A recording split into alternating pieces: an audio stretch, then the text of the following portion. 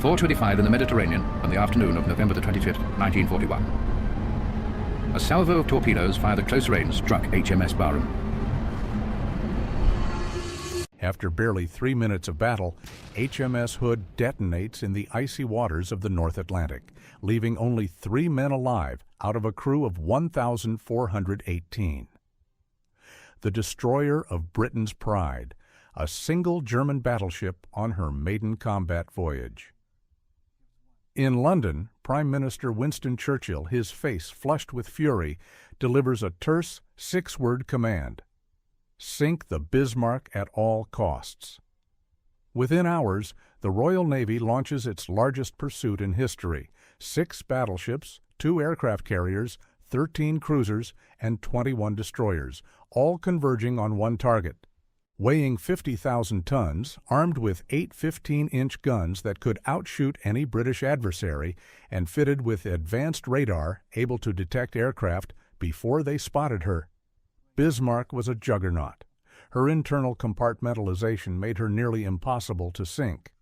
She sped toward the sanctuary of occupied France, with the mightiest navy in the world in relentless pursuit. But a single wound betrayed the Kriegsmarine's crown jewel. A slick of oil marked her trail. British aircraft were closing in. The crown jewel. On February 14, 1939, cold winds swept over the Elbe River as shipbuilders, officers, and dignitaries gathered along the slipways at Blohm and Voss in Hamburg. At the center of the ceremony stood the unfinished hull of Germany's newest battleship, Bismarck, ready to touch the water for the first time after almost 3 years of work.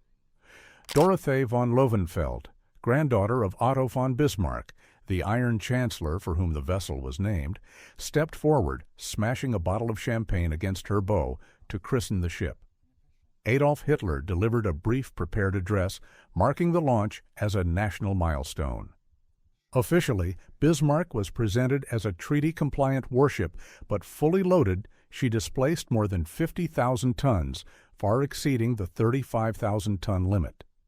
Her dimensions reflected her ambition: 823 feet long, a beam of 121 feet, and capable of cruising over 10,000 nautical miles.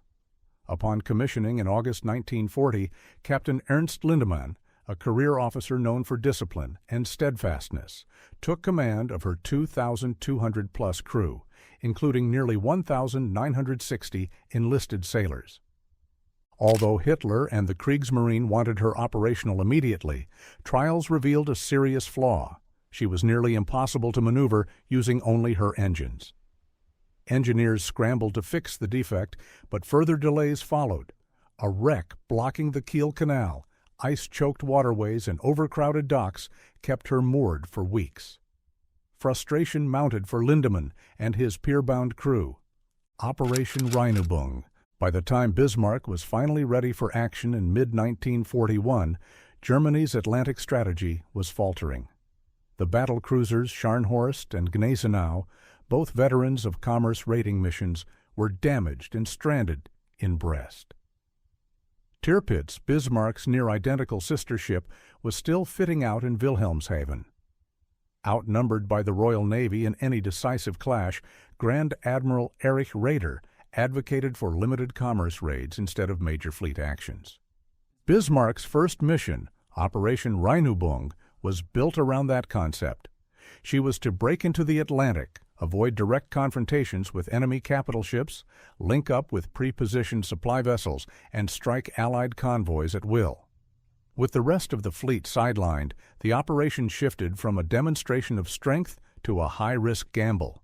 Even Fleet Commander Günther Lütjens preferred to delay until reinforcements were available, but Berlin overruled him.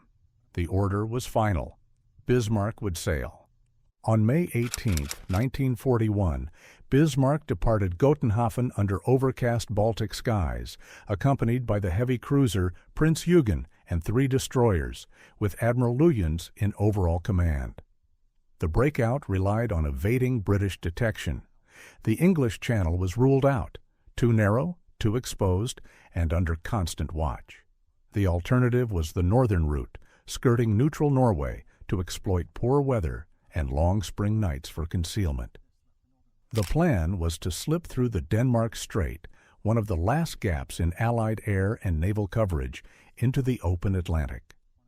From there, Bismarck would commence commerce raiding before making for Brest, where Scharnhorst and Gneisenau would eventually join her for a larger follow-up operation. On May 20th, the German squadron passed through the Kattegat Strait, but not unnoticed. Around midday, the Swedish cruiser Gotland, operating as a patrol vessel, sighted them.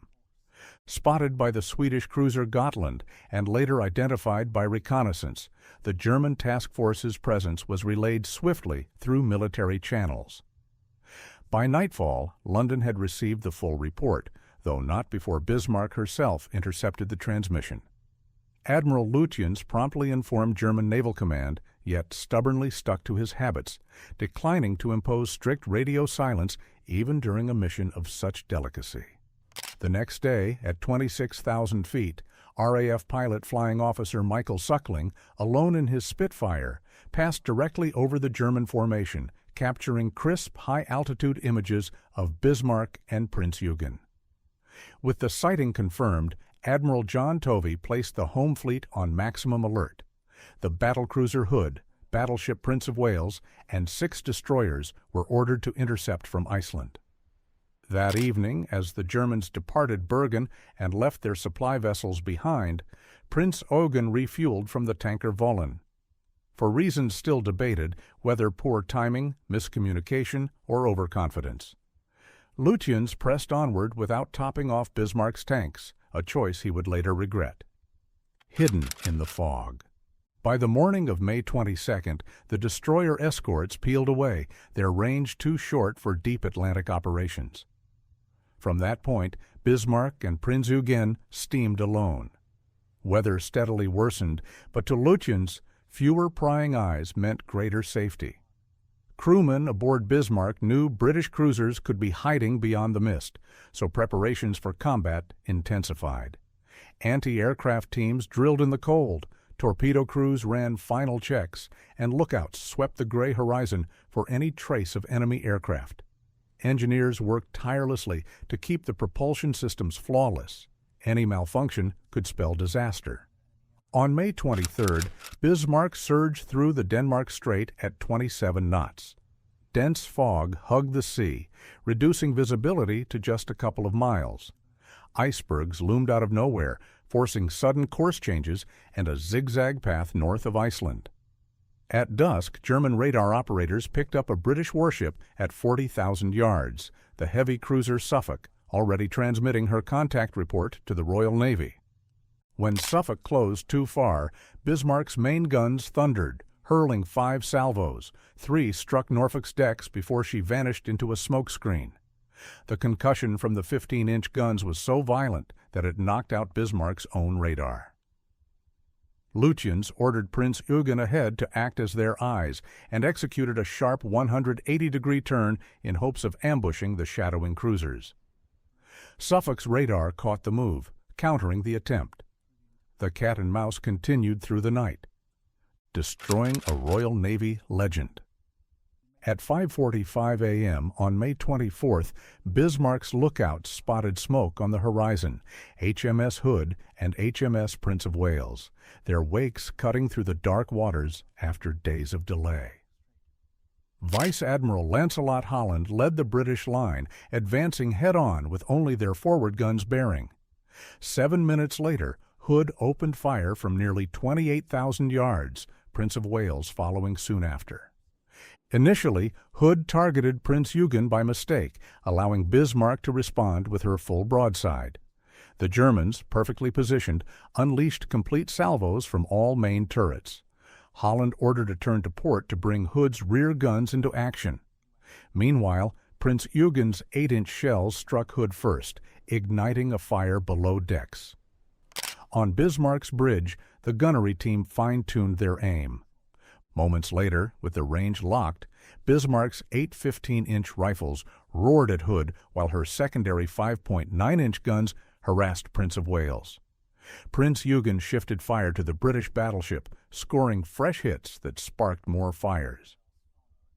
Lutyens maneuvered Prince Eugen astern of Bismarck, and at exactly 6 a.m., just as Hood completed her second turn, a single armor-piercing shell from Bismarck slammed into her deck. It punched through to the aft magazine.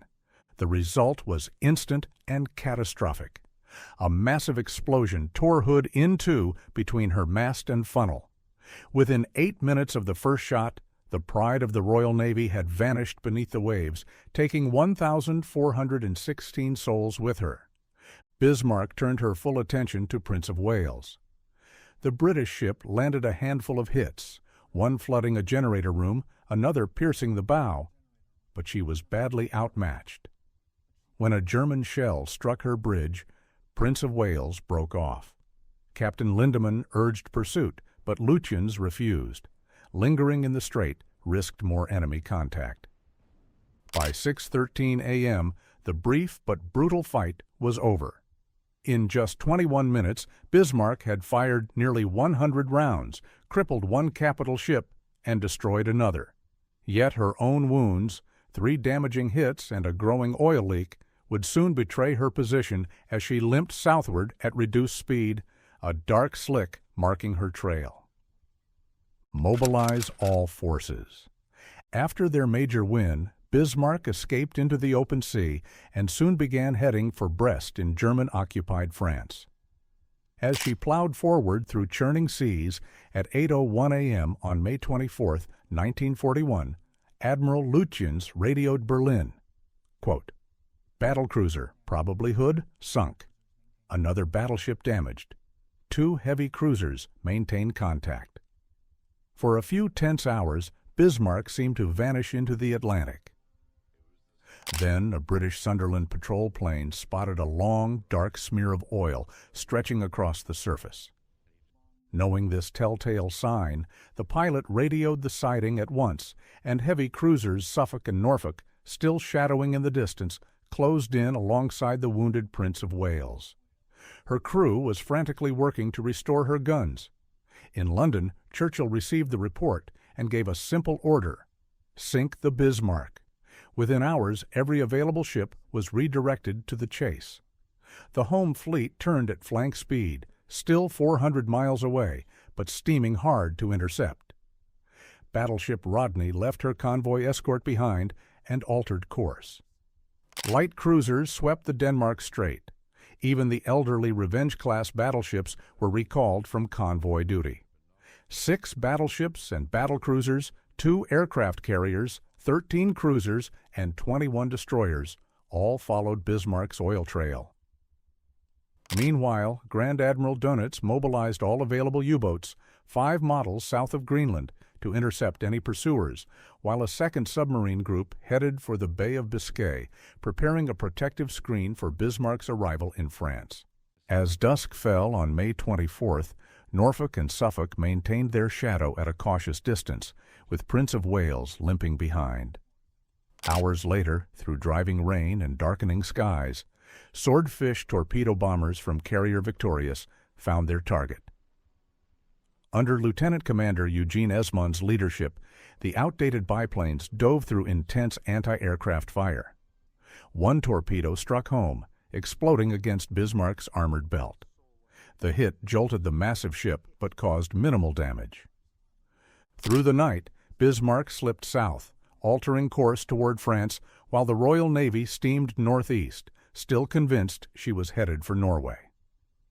Deciding to break radio silence, Admiral Lutyens transmitted a detailed report to Berlin about their whereabouts, and British listening stations intercepted it immediately. Via direction-finding equipment, the Naval Command fixed her position and deduced the objective: Saint-Nazaire, likely to refuel. As she held steady at 21 knots, her damaged bow was flooding asymmetrically, forcing her to burn fuel unevenly just to stay balanced. Miles away, British forces faced their own crisis. Prince of Wales, Repulse, Victorious, and 4 cruisers peeled away from the hunt, their fuel tanks nearly empty. Only King George V, Norfolk, and Captain Philip Vian's destroyers pressed on, shadowing the enemy in worsening weather. From Gibraltar, a second strike group surged north. Force H, led by Admiral James Somerville and built around the carrier Ark Royale and battlecruiser Renown, was racing to intercept Bismarck before she could reach the safety of French ports and the protection of the Luftwaffe. At 10:30 a.m. on May 26th, through broken clouds and misty air, a Catalina flying boat spotted Bismarck and her oil trail. Within minutes, Swordfish from Ark Royale confirmed the sighting, and Captain Philip Vian, leading a flotilla of British destroyers, turned his ships toward the enemy. Now Bismarck, still 690 miles from the French coast, was about to face the full weight of British naval power converging from all directions. Trapped in the Atlantic. Through relentless rain and surging seas on the afternoon of May 26th, HMS Ark Royal dispatched 15 Swordfish torpedo biplanes at 1450. Unbeknownst to the pilots, the British cruiser HMS Sheffield had been sent ahead to shadow Bismarck.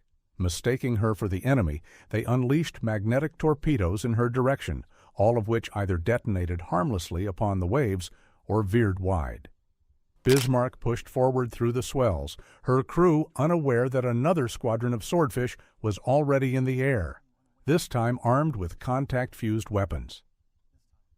By uncanny chance, German U-boat U-556 passed directly under Ark Royal and Renown during the sortie, ideally placed for an ambush. But with no torpedoes remaining, the submarine could only watch as Britain's aircraft closed in on Germany's prize warship. Shortly after 2000, the Swordfish reacquired Sheffield and took bearings, rain lashing their fabric wings as radar blinked and visibility shrank to nearly nothing. 3 planes peeled off into the gloom, unable to keep formation, while the rest pressed through the tempest. At 20:47, they sighted Bismarck. Anti-aircraft guns erupted instantly, ripping the night with fire and thunder as the biplane skimmed the surface, threading between bursts of flak. One torpedo smashed amidships with little consequence. Another tore into the stern, locking the rudder. In that moment, the Predator of the North Atlantic lost the ability to command her own path. As the attackers withdrew, Bismarck swung her main guns toward Sheffield, a second salvo showering her decks with shrapnel. The wounded cruiser laid down smoke and disappeared into the mist as more heavy shells roared overhead. The German battleship limped onward, while British forces tightened the noose. Admiral Tovey, studying the reports, turned his formation south to intercept by sunrise, when daylight would silhouette Bismarck perfectly.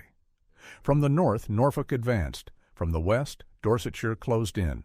And from behind, Ark Royal and Force H followed hours away. Aboard Bismarck, damage control crews battled the wind and waves, attempting to free the jammed rudder. Water swept the decks as they tried to steer by varying propeller speed, but the combination of storm and damage forced her into a slow, wide turn toward the enemy. At 2340, Admiral Lutyens sent his last message to headquarters. "Ship unmaneuverable. We will fight to the last shell. Long live the Führer." Night assaults. An hour after the Swordfish strike, the gale still roared when destroyers Maori and Pioran glimpsed Bismarck through rain and spray. Without hesitation, the Polish destroyer surged ahead alone, lights blazing to show her colors, seeking revenge for the homeland's suffering. But the wind rendered torpedo attacks useless, and after a brief exchange of fire, she slipped back into the storm. The weather had scattered the rest of the flotilla.